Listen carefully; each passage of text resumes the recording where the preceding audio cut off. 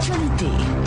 Nombreux sont les politicards. Quel est le regard que vous avez justement du contexte burkinabé en termes de liberté d'expression? On n'a jamais mené Norbert au tribunal parce qu'un article qu'il avait écrit était faux. Mais rares font de la politique.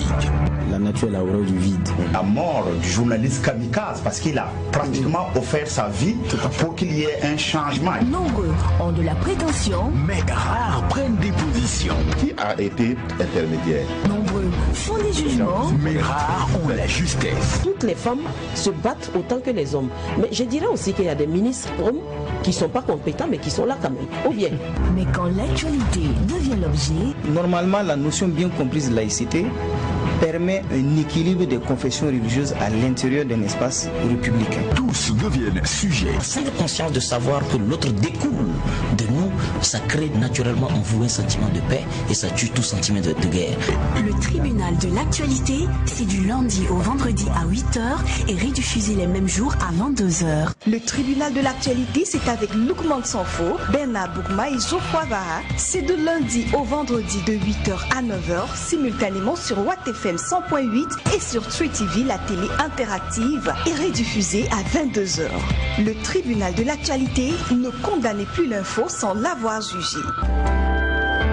Tree TV, la télé interactive.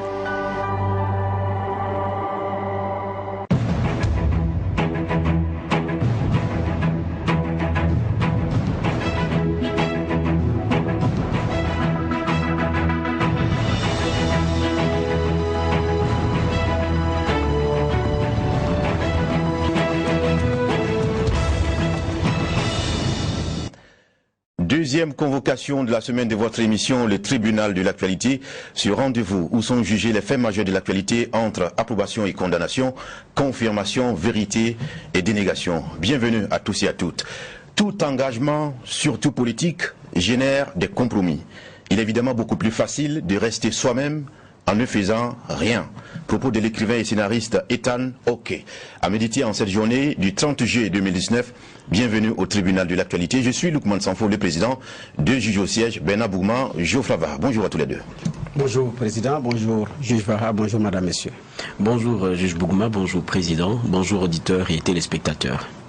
Bonjour également à vous qui nous faites l'amitié de nous suivre tous les jours du lundi au vendredi à partir de 8h pour le direct, avec la révision aussi proposée les mêmes jours à partir de 22h. Et toutes mes excuses pour ceux qui n'ont pas pu nous suivre hier dans la version télévisée.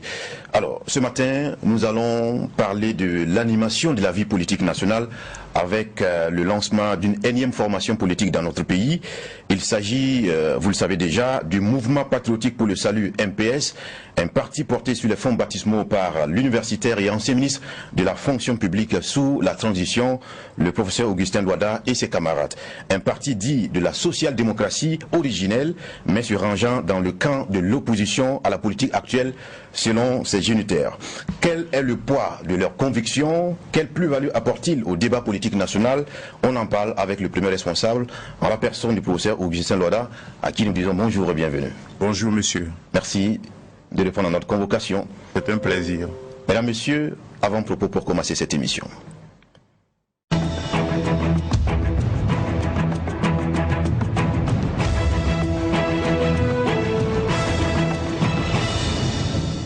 Merci de nous rejoindre à cette émission, le tribunal de l'actualité. Pour la première partie de l'émission, nous donnons la parole au doyen des juges au siège, Geoffroy Vara.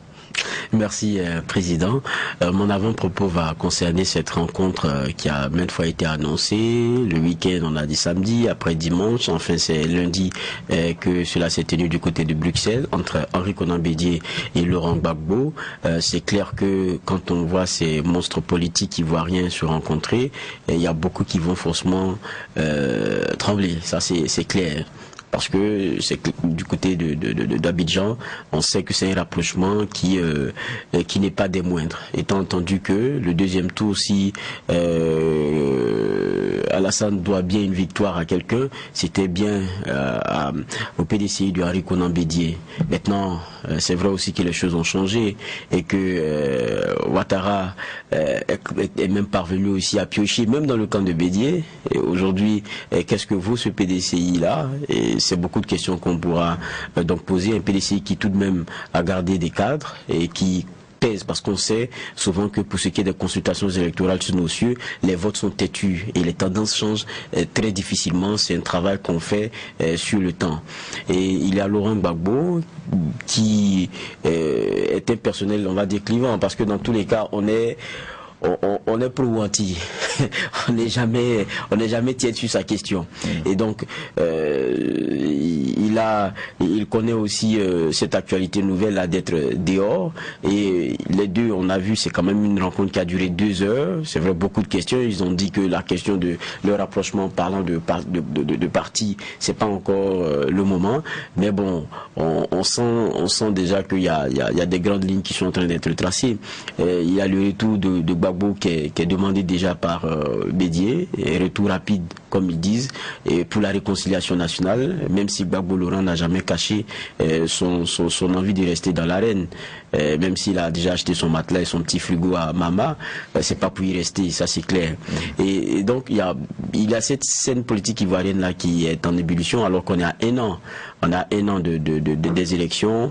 Pour moi, j'ai dit toujours que quand on voit ce qui se passe si souvent dans l'arène politique ou sur la scène politique, lorsque ça bouillonne, très souvent chez les populations, c'est synonyme aussi de montée d'adrénaline et de peur, parce que les consultations électorales sont chez nous souvent des tournants difficiles à manœuvrer et à prendre. Et ça, il tient de la responsabilité et de la hauteur prise, notamment par les acteurs politiques, pour que ce soit des tournants qui bonifient et non qui plongent dans la misère, qui plongent dans des turpitudes, qui plongent dans des meurtrissures. Et c'est ce qu'on souhaite, en tout cas pour la Côte d'Ivoire, d'être très loin de ce noir qu'il a broyé pendant longtemps, et que les consultations électorales prochaines, malgré ce qu'on voit sur la scène politique et les jeux qui se font, qui sont dans la logique politique, cela contribue à ce que les choses se passent bien. D'accord, merci à vous pour ce regard sur l'évolution de la scène politique ivoirienne qui est en pleine reconfiguration, et c'est de la matière pour nous qui sommes observateurs de ce jeu politique ivoirien. Bernard Bougouma, c'est à vous pour votre avant-propos. Merci, effectivement, je vais même rester dans ce jeu politique ivoirien pour dire que ceux qui se sont rencontrés hier se connaissent très bien, se sont combattus quand l'un est arrivé et l'autre est arrivé aussi après. Donc il y en a qui accusent l'un de vouloir assassiner l'autre. Donc il faut dire que ces deux grands messieurs qui se connaissent, qui se sont combattus depuis des années, et puis bon, au gré des circonstances, se sont encore réunis. Et il y a une phrase qui a retenu mon attention sur le point 12 qui dit: les présidents Henri Konan Bédié et Laurent Gbagbo se sont dit particulièrement attristés par le fait que bon nombre de leurs compatriotes demeurent contraints de vivre en exil, tandis que d'autres sont encore en prison pour des raisons politiques. Bon, il fallait courageusement dire que les partisans de Gbagbo, quoi. Bon, mais la réalité aussi, c'est que ces deux messieurs sont plus ou moins ceux qui ont beaucoup plus attisé la fibre ethnique pour l'exploiter politiquement. Donc c'est ce qui les réunit, et peut-être qu'à partir de maintenant, il y aura une prise de conscience aussi pour pouvoir régler cette affaire. Donc l'ivoirité sous Bédié, qui a été suffisamment exploité, Gbagbo est arrivé, il n'a pas fait grand-chose pour l'arrêter, et puis paf, voilà, c'est ce qui a fait que plusieurs Ivoiriens ont été contraints de traverser la frontière pour ces mêmes raisons. Et donc aujourd'hui, s'ils se sont retrouvés, c'est aussi de regarder les choses avec lucidité, avec courage, et courageusement aussi tourner la page, parce que ça aussi c'est très important. Maintenant, comme c'est une rencontre des frustrés ou des aigris, c'est ce que une bonne partie de la presse ivoirienne a qualifié ces deux messieurs. Moi, je ne vais pas rentrer dans cette logique. Je me dis que c'est des gens qui se sont retrouvés compte tenu de l'histoire, mais en Côte d'Ivoire aussi c'est ça. RDR PDCI, après RDR PDCI, après FPI PDCI, bon, ils font des alliances et après ils les défont. Et parfois, Gbagbo dit c'est contre nature, quand ça l'arrange pas. Cette fois-ci, je ne sais pas quel est le qualificatif qu'il va donner à cette alliance que lui-même vient. Il est en train de, c'est pas encore scellé, mais ce rapprochement. Mais il manque aussi une pièce de ce puzzle, c'est un autre monsieur, Guillaume Soro. On ne sait pas quelle pourrait être l'équation prochaine par rapport à ce rapprochement-là. L'essentiel, c'est que l'Ivoirien puisse vaquer tranquillement à ses occupations. Et il appartient au leader de faire en sorte qu'il y ait effectivement cette tranquillité en Côte d'Ivoire. C'est ça aussi mon avant-propos, parce que c'est un événement grandeur nature. Évidemment, et merci d'ailleurs à tous les deux pour ce regard croisé et partagé sur cette actualité ivoirienne. Mesdames, Messieurs, à présent, nous allons auditionner notre convoqué ce matin. Un Burkina meilleur est possible, c'est la conviction du professeur Loada et ses camarades qui ont lancé officiellement les activités d'une nouvelle formation politique, le MPS. C'était le samedi 27 juillet 2019 à Tinkodogo, c'est dans le centre-est du pays. Donc pour comprendre le sens de son engagement politique, nous avons convoqué justement le président en la personne du professeur Augustin Loada, à qui nous disons encore une fois bienvenue. Merci. Alors, si nous parcourons, quand on parcourt en tout cas les différents commentaires depuis le lancement de votre parti, on entend certains dire voici encore un universitaire qui abandonne ses étudiants pour se lancer en politique. Alors, faut-il croire que c'est la trajectoire naturelle de votre monde universitaire qui finit toujours en politique, ou bien il y a un cas particulier pour ce qui vous concerne? Je voudrais d'abord vous remercier de me recevoir ce matin. Dis bonjour à tous vos auditeurs et téléspectateurs. Encore une universitaire. Nous sommes très nombreux à l'université de Ouagadougou, d'où je viens. Il y a aussi d'autres universités publiques. Le nombre d'universités privées également est assez important. Donc nous sommes très nombreux comme professeurs d'université. Voilà. Si vous regardez dans l'histoire du Burkina, il n'y a pas beaucoup de professeurs qui sont lancés dans la politique. De mémoire, je peux citer Joseph Kizerbo, le plus célèbre, professeur Badou Laurent, et puis probablement des personnes qui sont dans l'ombre dont je n'ai pas connaissance. Voilà. Donc nous ne sommes pas très nombreux. Voilà. Et en ce qui me concerne, je voudrais rassurer tout de suite ceux qui disent encore universitaire qui abandonne ses étudiants. Non. Je n'abandonne pas mes étudiants. Demain, j'ai une soutenance de mémoire. C'est le premier mémoire de sciences politiques de niveau master soutenu à l'université Ouagadougou. Je suis, jusqu'à ce que je sois remplacé, directeur de l'école doctorale. Et pour moi, enseigner à l'université, c'est un sacerdoce, c'est une forme d'engagement parce que contribuer à former la jeunesse burkinabé, contribuer à soutenir les thèses de doctorat, c'est aussi contribuer au développement économique et social de son pays, c'est aussi contribuer au développement démocratique de son pays. Oui, cet engagement-là, je vais le poursuivre. Et je vais également m'engager dans la vie partisane, comme vous l'avez dit. Pour moi, ce sont des formes d'engagement multiples qui se complètent. Il n'y a pas de contradiction.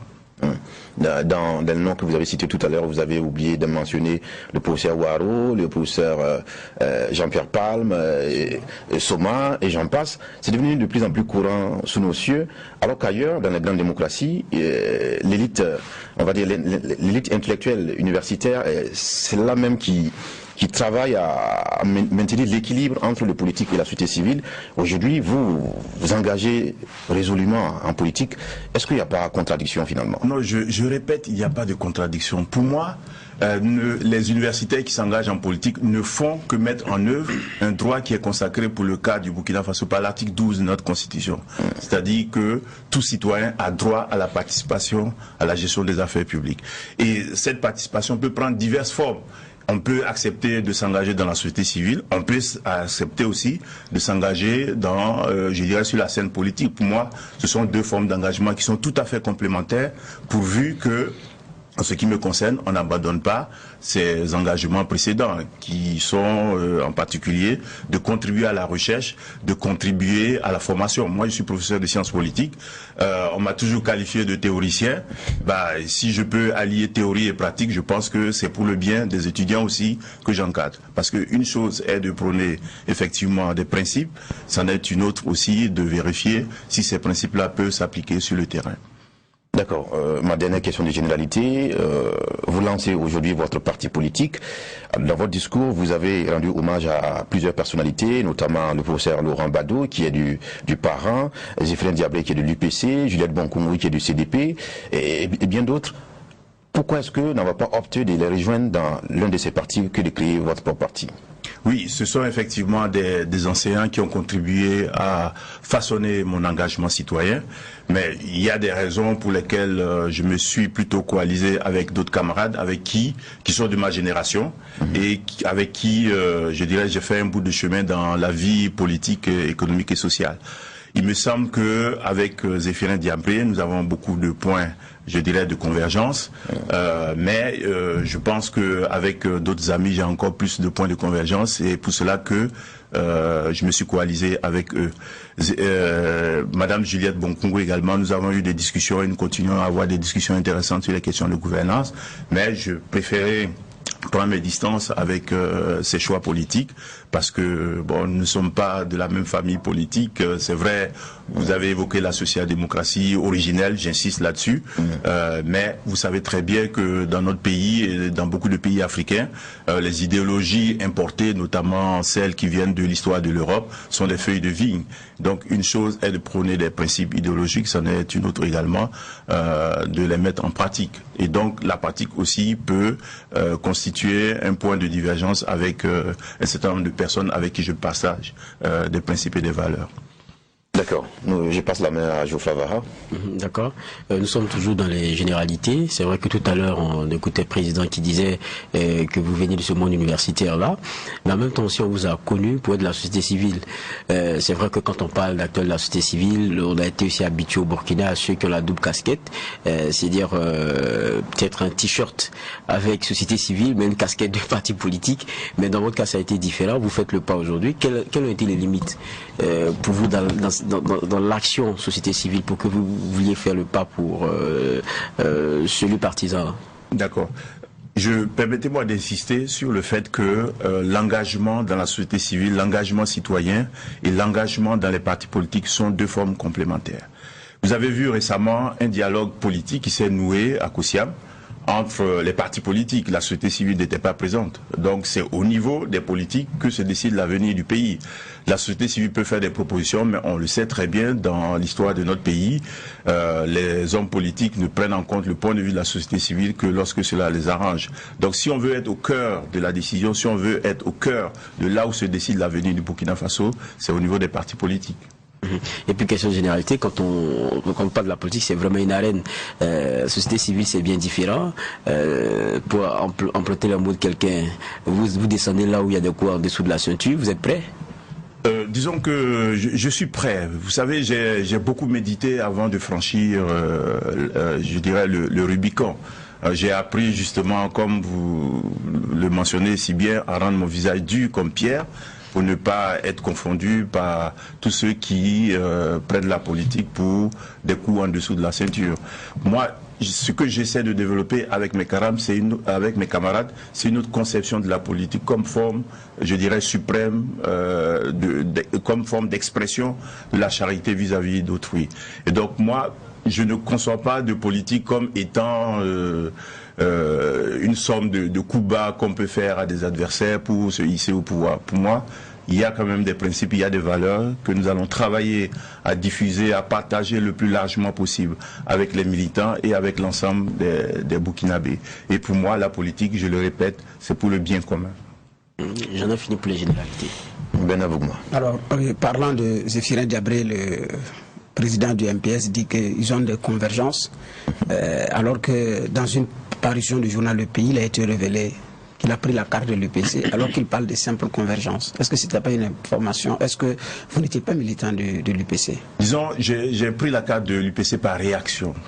Par réaction, parce que quand j'ai vu dès le début la manière dont la trajectoire du Burkina a été imprimée, je l'ai pris immédiatement après le sortir, je dirais, le sortir de la transition, quand j'ai vu que la trajectoire qui a commencé à être impulsée à notre pays était une trajectoire qui n'était pas la bonne. Voilà. Donc j'ai voulu me situer résolument dans le camp de l'opposition. C'est ça qui explique ce choix-là. Mais qu'est-ce qui n'a pas marché? Par rapport à quoi? Pour que vous restiez dans les rangs de l'UPC. Qu'est-ce qui n'a pas marché pour que je... Oui, pour quitter l'UPC. Voilà, plutôt. Disons que j'ai, avec des camarades, partagé un ensemble d'analyses de la situation politique au Burkina, et nous avons pensé qu'il fallait proposer une autre alternative. Et c'est pour cela que nous avons ensemble rédigé un manifeste dans lequel nous avons fait l'analyse de la situation et proposé un certain nombre d'axes de réflexion pour, je dirais, corriger la trajectoire qui a été prise par notre pays. Voilà. Voilà, parce que je sens qu'on est en train de quitter la généralité, donc je vais poser ma première question un peu plus axée sur le MPS. Quand on regarde, parce qu'on a vu comment ça a été partagé sur la plupart des chaînes de la place, on a vu un peu les visages. Vous parliez de camarades avec lesquels vous avez beaucoup échangé et tout. Mais à la fin, on a l'impression que quand on dit MPS, c'est partie de la transition. Non, c'est une impression, mais c'est pas la bonne. On a vu les visages. Oui, la plupart des gens qu'on a vu, c'est la transition. Oui, d'abord, quand vous dites la transition, de quoi parlez-vous? Je parle de cette transition juste après l'insurrection. Voilà, et justement cette transition dans le MPS. Oui, mais les acteurs de la transition étaient, je dirais, très nombreux. Puisque la transition, je le répète, c'était un consensus politique qui a réuni tous les acteurs, les principaux acteurs de la société civile, les principaux acteurs, je dirais, les principaux partis politiques. Donc, dans la transition, il n'y avait pas que les visages que vous avez vus. Il y a eu, par exemple, Bagoro, il y a eu, par exemple, Chérif Sy, et il y a eu des représentants d'autres partis politiques de l'opposition actuelle. Et donc, la transition, pour moi, n'appartient à personne. Elle appartient à tous les Burkinabés, y compris des acteurs qui sont dans la majorité aujourd'hui, y compris des acteurs qui sont dans l'opposition aujourd'hui. Donc vous ne pouvez pas dire que c'est le parti, excusez-moi de l'expression, des transitaires. Le président, voilà. Ce qu'il dit c'est vrai, parce que vous avez été ministre de la fonction publique sur la transition. Hippolyte Da, qui avec vous était ministre du commerce sous la transition. Dr Salifou Dambélé a été ministre de la jeunesse sous la transition. Et puis bien d'autres qui ont occupé d'autres postes de responsabilité. Hervé Ouattara était député. Aussi député CNT. Il y en a qui étaient dans des directions de cabinet et donc qui se retrouvent dans votre parti politique. Donc c'est pourquoi moi, la question est pertinente de savoir est-ce que c'est finalement un parti des anciens de la transition? Non, j'ai dit non. J'ai répondu non à cette question. C'est vrai, il y a des visages qui ont joué un rôle important lors de la transition, mais il n'y a pas que ces visages-là. Et tous ceux qui ont joué un rôle dans la transition ne sont pas dans le MPS. Et ça se voit comme le nez sur la figure. Et parlant de transition, pour qu'il y ait il a fallu qu'il y ait une insurrection. Et dans votre discours, vous dites quelque chose d'assez étonnant. Il nous faut courageusement tourner la page de l'insurrection et laisser nos histoires d'insurgés et d'anciens régimes aux historiens. Alors, la plupart du temps, on surfe justement sur l'héritage de cette insurrection pour prôner ce qu'on peut apporter comme valeur. Vous dites qu'il faut tourner la page.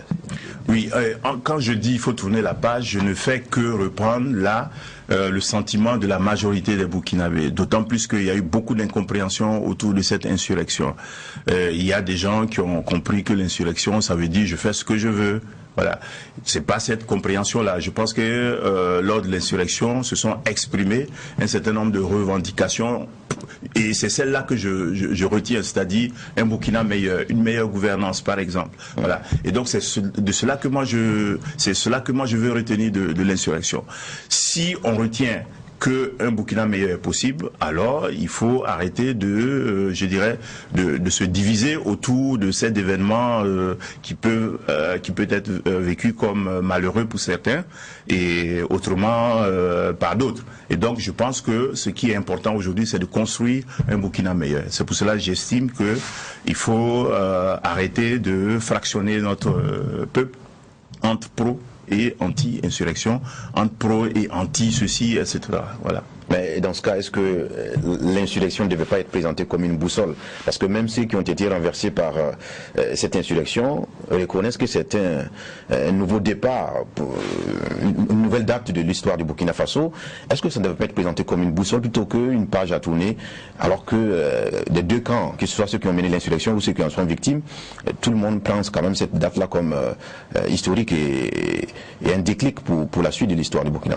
Oui, on peut l'appeler effectivement boussole. Moi, ce que j'ai dit, c'est que l'insurrection était porteuse d'un certain nombre de revendications. Et la revendication principale, c'est que un Burkina meilleur est possible. Une fois qu'on a tiré, je dirais, des leçons de cette insurrection, à mon avis, il faut concentrer toutes les énergies pour construire ce Burkina meilleur. C'est de cela qu'il s'agit. Et non se quereller autour de cet événement qui est aussi porteur de fractures. Je pense qu'il faut le reconnaître. Il y a des gens qui ont souffert de cette insurrection. Il y a des gens qui ont été victimes de cette insurrection. Il faut reconnaître à chacun, je dirais, sa souffrance. Et une fois qu'on a fait ça, il faut, à mon avis, tourner la page et regarder l'avenir et non derrière. C'est de cela qu'il s'agit. Et puis, c'est vrai que lors de vos déclarations, on a écouté aussi le chapelet comment dire ça, d'insuffisance pour vous dans la gestion actuelle. Vous dites, à un moment donné, ça vous a fait partie déjà à l'UPC. Aujourd'hui, vous êtes à la tête d'un parti politique. Qu'est-ce qui ne va pas dans la gouvernance actuelle pour vous? Et qu'est-ce que vous pensez pouvoir apporter? Bon, je ne veux pas juger, mais il suffit tout simplement de constater ce que pensent les Burkinabés. Vous interrogez les Burkinabés, vous regardez toutes les enquêtes par sondage, il y a une insatisfaction prononcée qui est exprimée par les Burkinabés. Ils ne sont pas satisfaits de la gouvernance actuelle parce qu'on nous avait promis une rupture que la transition en une année n'a pas pu réaliser, mais a quand même posé des sillons. Donc on constate, je dirais presque à la fin du mandat, que cette rupture qui a été revendiquée, qui a été voulue par notre peuple, elle n'est pas là. Et donc quelque part, il y a comme une flamme qui s'est éteinte quelque part. Voilà. Et donc nous pensons que c'est important de redonner de l'espoir au peuple burkinabé. Et la meilleure façon de le faire, c'est tout simplement, de mon point de vue, de revoir la gouvernance, de revoir la manière dont nous faisons la politique. Au niveau des pratiques, au niveau des discours, mais aussi au niveau des représentations, je dirais même surtout au niveau des représentations, c'est-à-dire la manière dont nous concevons le pouvoir politique. Voilà. Il faut concevoir le pouvoir politique comme un service qui est rendu au peuple, un service qui est rendu à la communauté nationale. Il faut arrêter de voir le pouvoir comme, je dirais, un gâteau qu'il faut se partager. Il faut arrêter de développer des représentations patrimoniales du pouvoir d'État. Et ça implique un travail d'éducation, un travail de formation, un travail de sensibilisation des militants, mais aussi de l'ensemble des citoyens. Tant qu'on n'aura pas rompu avec ces représentations du pouvoir, vous pouvez être sûr que les insuffisances que nous constatons dans la gouvernance actuelle pourraient se reproduire. Vous avez déjà été dans un exécutif, donc vous savez ce que c'est que l'exercice du pouvoir, donc la question pratique donc de terrain ou loin de la théorie. Et souvent il est reproché à la transition de n'avoir pas fait beaucoup plus pour mettre à l'aise ceux qui vont venir après. Est-ce que quelquefois les problèmes d'aujourd'hui, au-delà de leur gestion, n'héritent pas aussi de ce qu'on n'est pas une transition qui ait balisé beaucoup de choses? Je trouve que c'est un mauvais procès qui est fait à la transition. D'une part, parce que comme nous l'avons dit, il y avait tous les acteurs autour de ce processus, dans ce processus de transition, y compris les principaux acteurs qui sont actuellement au pouvoir. Le parti le plus influent sur la transition, c'était bien l'actuel parti au pouvoir. C'était le parti le plus influent. Et je l'ai constaté, surtout après la transition. Quand on me dit par exemple que au niveau du CNT il y avait un groupe parlementaire affilié enfin si au sein de la société civile j'ai appris des choses, et donc on peut pas dire que ce parti-là était en dehors de la transition. On peut en dire autant pour les autres partis. Mais c'est vous qui décidiez en son temps. Oui, mais avec la participation de ses représentants. Et j'étais pas le ministre le plus influent, je peux vous assurer, lors de la prise de décision. Voilà. Donc, ces acteurs qui font ce procès-là, non seulement ils étaient partie prenante, mais aussi des décideurs. Voilà. Ensuite, le rôle d'un gouvernement de la transition, c'était pas de faciliter, non, l'avènement d'un nouveau régime. Le rôle qui a été assigné à la transition, c'est le rôle qui a été décidé consensuellement. Qu'est-ce qui a été décidé? Il y a eu un débat, il faut remonter à l'origine, il y a eu un débat lors de la transition. Quelle devait être la feuille de route de la transition? Il y a des gens qui disaient, et principalement au niveau de la société civile, il faut nettoyer d'abord, il faut balayer d'abord, donc ça implique une transition beaucoup plus longue, des réformes structurelles avant d'organiser les élections. Et puis, de l'autre côté, surtout au niveau des partis politiques, qui disaient non, il faut rapidement débarrasser le terrain. Donc, il faut la transition la plus courte possible. Il y en a qui disaient 6 mois.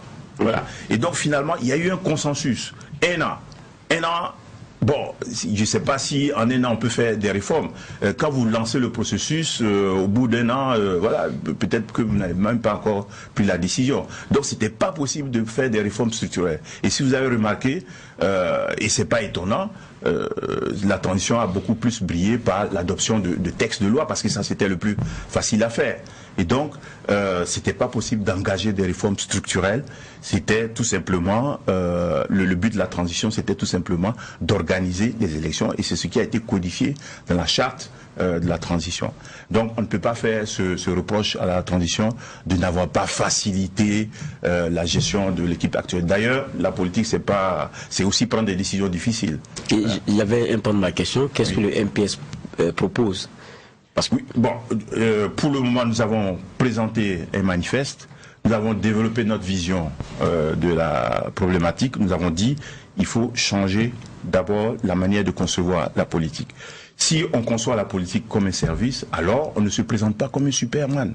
Je pense que l'une des erreurs qu'on commet le plus souvent, c'est de se présenter comme voilà des Harry Potter, Superman, celui qui a la solution, qui va décider et qui va résoudre tous les problèmes.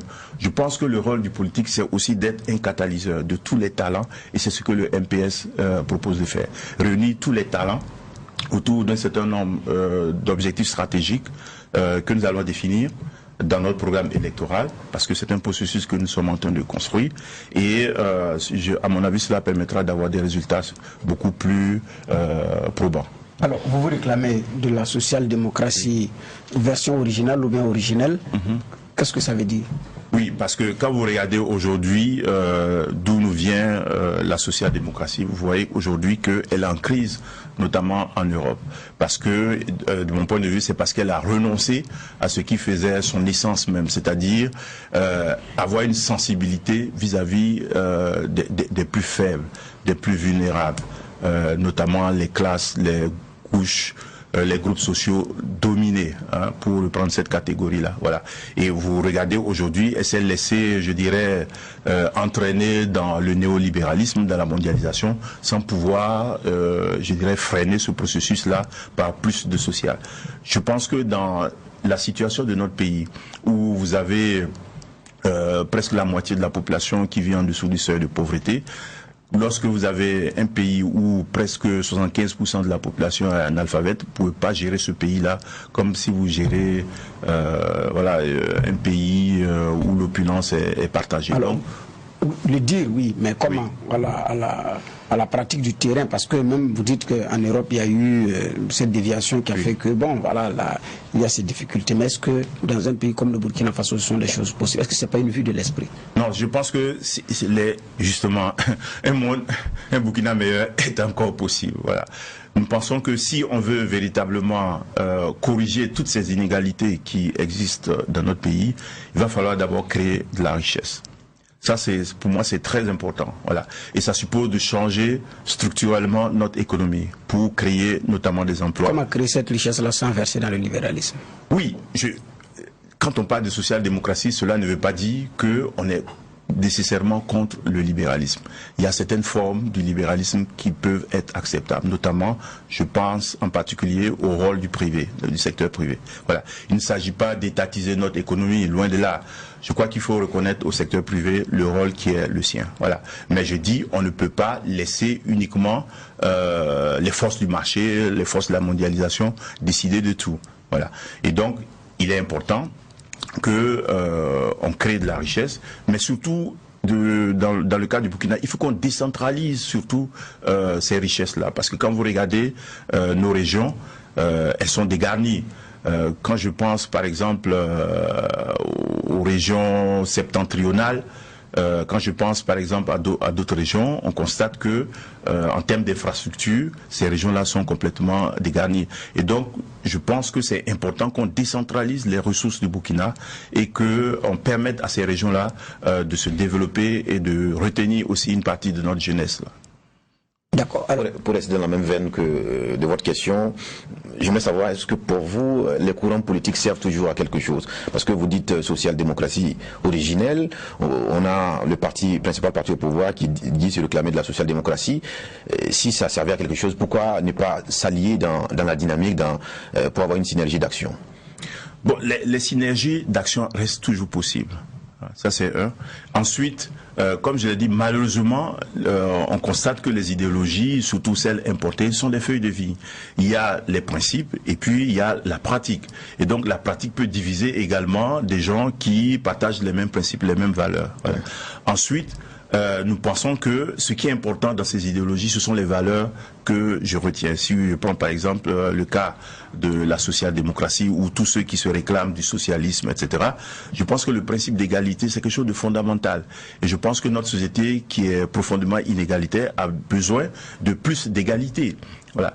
Je prends également un principe ou une valeur comme la liberté. Là également, c'est quelque chose de fondamental qui peut inspirer notre pratique. Donc je ne dirais pas que les idéologies ne servent à rien.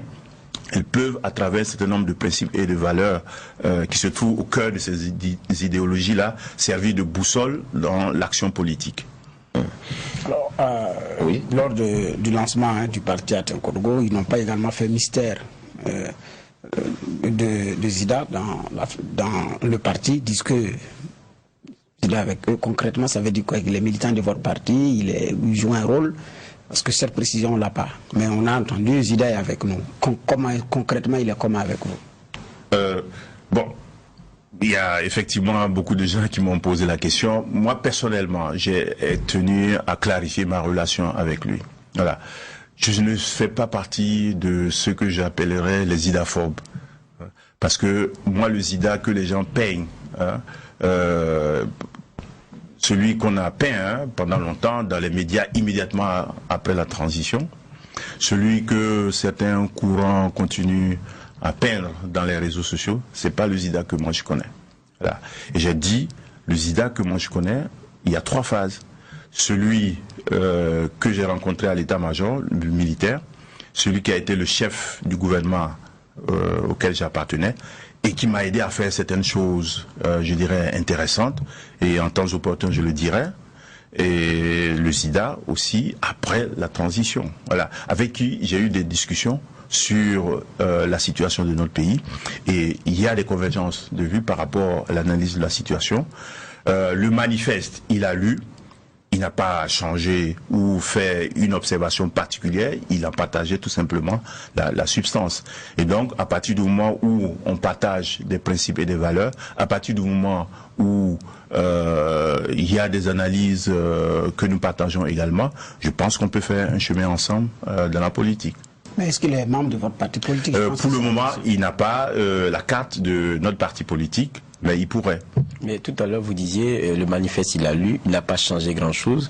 Est-ce que ça n'est pas la confession qu'il a un poids fort pour changer quelque chose dans votre manifeste? Disons, le manifeste, je l'ai envoyé à plusieurs de mes amis politiques. Et je leur ai demandé de me faire des observations. Voilà, c'est pas un document que nous avons écrit en vase clos. Il a été partagé avec un certain nombre de personnes qui, je dirais, avec qui nous avons fait des analyses. Et voilà, je n'ai pas reçu d'observations particulières ou de propositions d'amendement par rapport à telle ou telle proposition qui a été faite. Voilà. Il y en a qui se posent la question à savoir, est-ce le parti de Zida avec le professeur Louada à la tête, ou soit c'est le parti de Louada avec comme bras financier Zida, ou comme probable candidat Zida? Pour le moment, la question de la candidature, elle sera posée en temps opportun. En ce qui concerne le rôle de Zida, j'ai dit, il partage l'analyse que nous avons faite de la situation. Il est d'accord avec le manifeste. On attend de voir s'il va adhérer ou pas. Voilà. Et donc, là également, j'ai préféré dans la clarté, on le dira, voilà, s'il adhère ou pas au MPS. Voilà. D'accord. On va peut-être jeter un coup d'œil dans le manifeste. J'avais aussi une question essentielle. Okay. On a entendu lors du point de presse, vous dites que vous vous positionnez dans l'opposition. C'est-à-dire que parce que on a vu comment vous étiez critique sur la façon dont les choses sont gérées aujourd'hui. Mais vous êtes dans l'opposition, mais il y a un statut aussi, la question du chef de file de l'opposition politique. Vous alliez vous affilier ou pas? Bon, la question de l'affiliation au chef de file de l'opposition, c'est une question qui va être discutée et qui va être tranchée. Voilà. Ok. Alors, dans les discours qui fait cas de votre manifeste, il a été question aussi de la question de la réconciliation nationale souhaitée par tant de Burkinabés. Et là, le MPS estime que les puissants, je cite, les puissants d'aujourd'hui doivent savoir que la roue tourne. Les présidents d'aujourd'hui peuvent être demain des justiciables et des prisonniers d'aujourd'hui peuvent être des présidents de demain. Alors, est-ce un vœu pour, on va dire, la manifestation d'une justice traditionnelle pour que certaines personnes en bénéficient, ou bien est-ce que vous pouvez clarifier votre propos? Voilà, nous avons voulu être clairs par rapport à la question de la réconciliation. Nous avons dit oui, le Burkina a besoin de réconciliation. Tous ses fils doivent se rassembler parce que le Burkina a besoin de tous les talents. Voilà.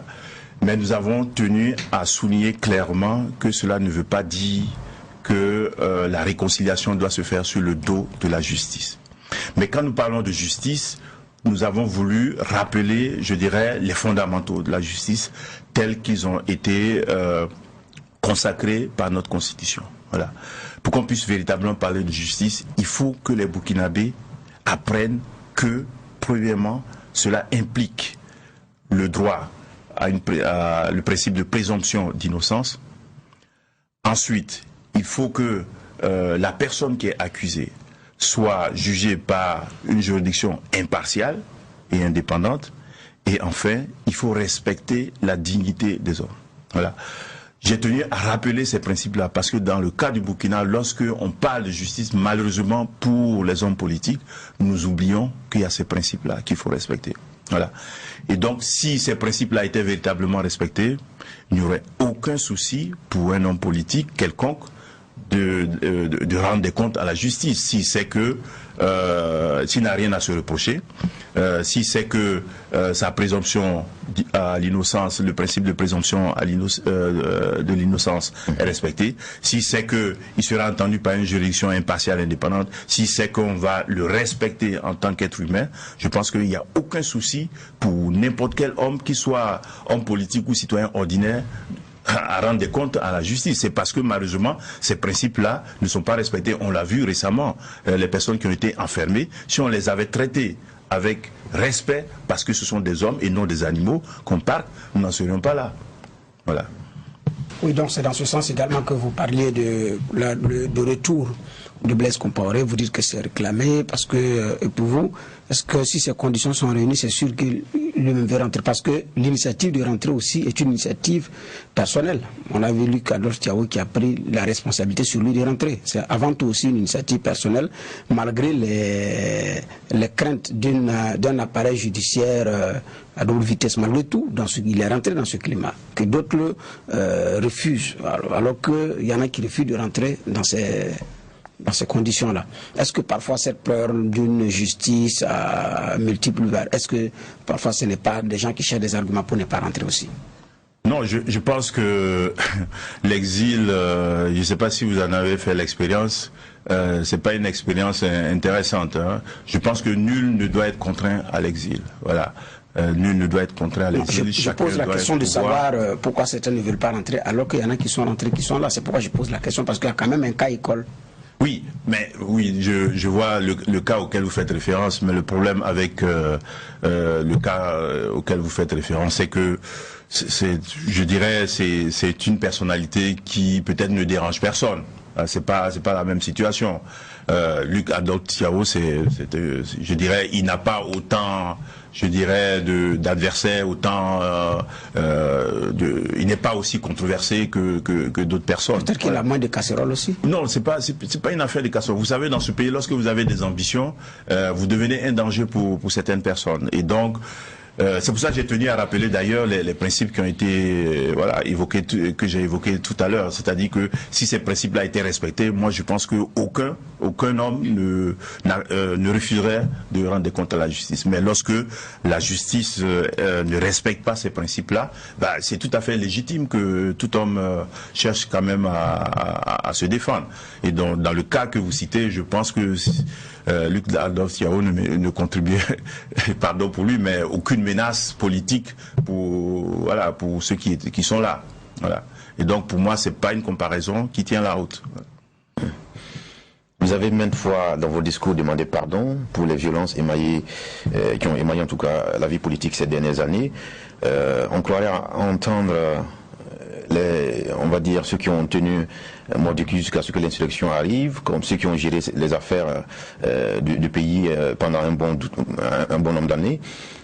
Qu'est-ce que vous reprochez pour demander pardon finalement? Je pense que je veux rester cohérent avec ce que j'ai dit précédemment, c'est-à-dire qu'il faut tourner la page de l'insurrection. Et cette page-là, on ne pourra la tourner que seulement lorsque ceux qui se disent victimes de l'insurrection, et voilà, il faut que ces gens-là soient reconnus dans leurs droits, ceux qui se disent victimes de l'insurrection. Et quand je dis victimes... Vous plaidez leur cause alors? Non, quand je dis victime, il s'agit bien entendu de ceux qui ont perdu la vie, dont les familles ont tout à fait le droit de réclamer justice. Il s'agit de ceux qui ont encore des séquelles, ceux qui ont été blessés. Mais je pense aussi à ceux qui, injustement, ont vu leur bien saccagé, par exemple. Voilà. Moi, j'ai assisté à des scènes dramatiques. Personnellement, il y a des gens qui m'ont appelé. J'ai pu appeler quand je pouvais pour que ces personnes-là soient protégées.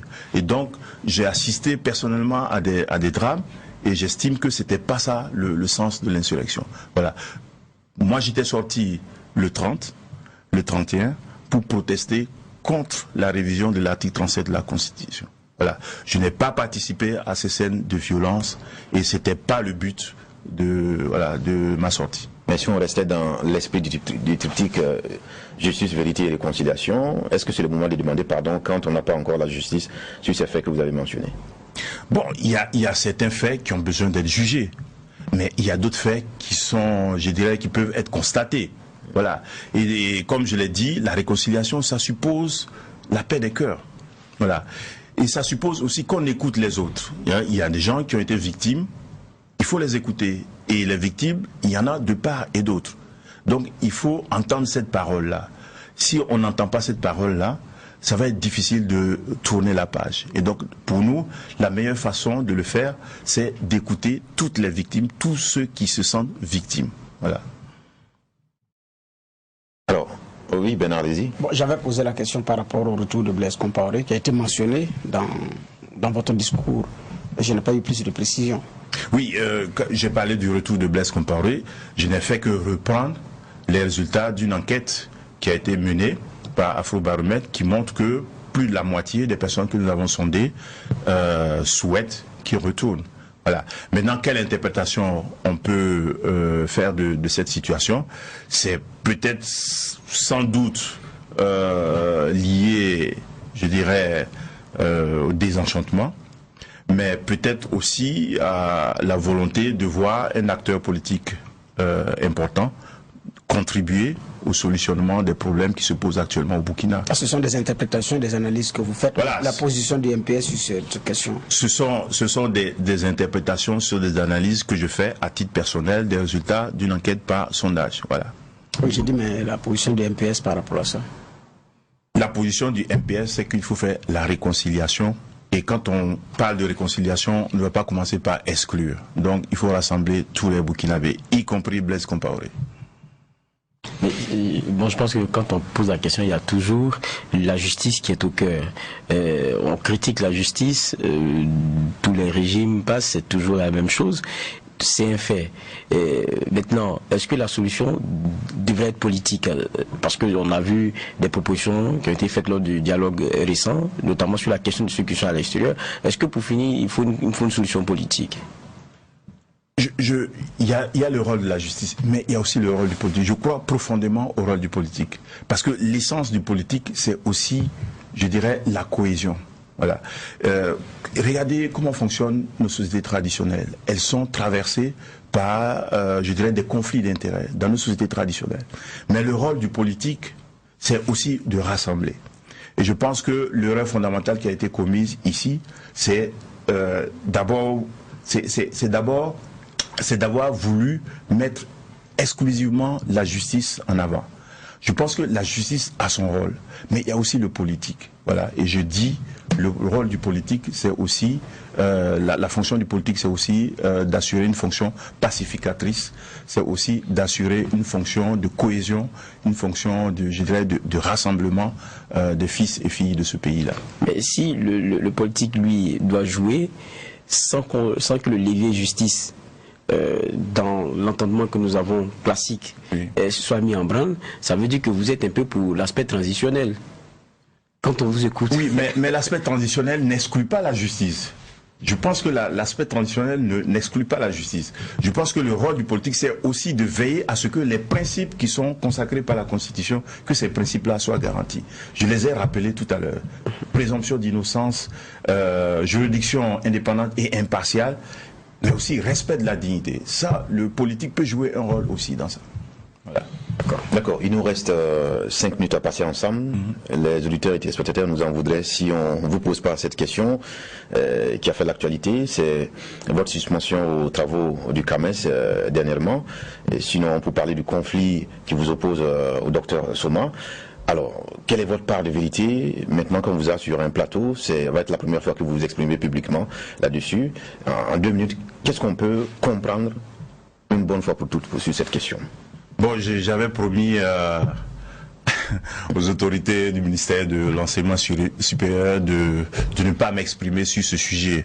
Mais bon, les spectateurs, les auditeurs m'en voudraient, évidemment. Ce que je peux dire, c'est que avec le professeur Soma, il n'y a aucun conflit personnel, contrairement à ce que les gens peuvent penser. Voilà. Le professeur Soma n'est pas content de son évaluation. Il a réclamé, c'est un droit.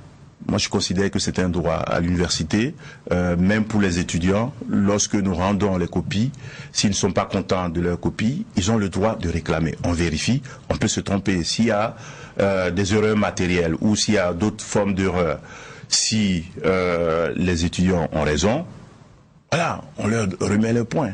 C'est pareil pour les candidats au CAMES. Voilà, ils peuvent faire des réclamations. Et lorsque ces réclamations sont fondées, voilà, il y a une rectification qui se fait. Évidemment, comme ça concerne le professeur Loada, ça a pris des proportions dramatiques, d'autant plus que ça a été précédé par un tract. Je pense que c'est ça qui est un peu dommage dans cette histoire-là. Mais je pense qu'avec lui, il n'y a pas de difficulté. En revanche, avec le secrétaire général du CAMES, il y a un vrai problème. Voilà. Et c'est ce vrai problème-là qui, de mon point de vue, relève de la compétence de l'autorité politique. Voilà. Mais vous dites c'est juste une réclamation, à moins que ce soit le contenu du tract, parce que votre personne fait l'objet de plainte, parlant de doute sur votre scientificité ou votre objectivité. Bon, je ne vais pas rentrer dans le fond, mais je veux dire par là que je ne suis pas le seul à décider. Hein. C'est un jury de 6 personnes, c'est un jury international de 6 personnes. Si il faut remettre en cause la décision, alors c'est une décision qui est collective. Il faut remettre en cause tous ceux qui ont participé au processus de décision. C'est pour cela d'ailleurs que je considère qu'il y a un problème. Mais c'est pas dû, de mon point de vue, c'est davantage dû au secrétaire général du CAMES. Voilà. Mon problème, c'est celui-là. C'est pas avec le professeur Soma. Je ne ferai pas de questions là-dessus. Non, pas de questions. D'accord. Donc, voilà qui est bien clair. On a 2 minutes pour tirer un verdict de vos impressions à cette audition du professeur Loada. Bernard Bougma. Ok. D'abord, c'est le président d'un parti qui s'est défendu sur son parti politique, qui a affirmé clairement son appartenance à l'opposition, qui a affirmé clairement son idéologie, contrairement à certains partis naissants qui refusent de prendre une position. Là au moins les choses sont clairement situées. Sur les interrogations majeures de Burkinabé, il y a aussi Zida, là aussi la position a été clairement située. Effectivement, vous le dites si bien, il y a beaucoup d'universitaires.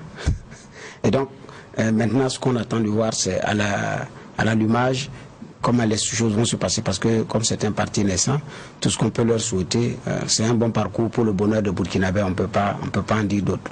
Effectivement, il a fait l'expérience de notre parti libéral, cette fois-ci, il a pris l'option social-démocrate, donc on attendra de voir comment est-ce que cela pourrait s'appliquer dans le contexte burkinabé. Donc ce qu'on peut dire aussi, c'est leur souhaiter beaucoup de courage, comme on a l'habitude de dire aux autres partis politiques. Geoffroy Wara. Je ne veux pas répéter les propos de Bernard. Et il a au moins assumé la question Zida. Et donc là-dessus c'est clair parce que le nombre de Burkinabés attendaient forcément cette question-là parce qu'il y avait cette ombre forte qui planait. Donc je pense qu'avec ce plateau on a eu des éléments de réponse. On voit aussi leur positionnement. Maintenant, comme il y a une décision qui va venir de savoir s'ils sont affiliés au chef de file de l'opposition politique, ça c'est des choses à venir. Puis bon, c'est un parti naissant, donc il y a beaucoup de questions qui sont à venir et c'est en observant qu'on lira encore mieux. Mais pour le jeune de Bernard, c'est dire voilà, wait and see. Et puis surtout, c'est un nouveau-né, donc on observe, et puis bonne chance comme aux autres. Voilà. D'accord. Voici ce que pense notre tribunal de votre passage. On va certainement vous souhaiter bon vent dans les activités. Et comme dirait, puisque nous avons fait aussi le déplacement pour... c'est une activité politique qui nous intéresse, on l'a suivi. Et il y a un artiste qui a dit, si vous voulez conquérir le pouvoir d'État pour le gérer pour le bonheur des Burkinabés, que Dieu vous donne le pouvoir. Et si c'est pour rendre le Burkinabé malheureux, que Dieu vous donne jamais le pouvoir. Donc je pense que... Qu'il en soit ainsi. Mesdames, Messieurs, on s'arrête là avec le professeur Loada. On espère vous avoir en tout cas donné les éléments d'information concernant la naissance de ce parti, le mouvement patriotique pour le salut MPS. On vous retrouve demain pour d'autres sujets d'actualité. Que la paix nous fasse la guerre, que la guerre nous fasse la paix. Au revoir.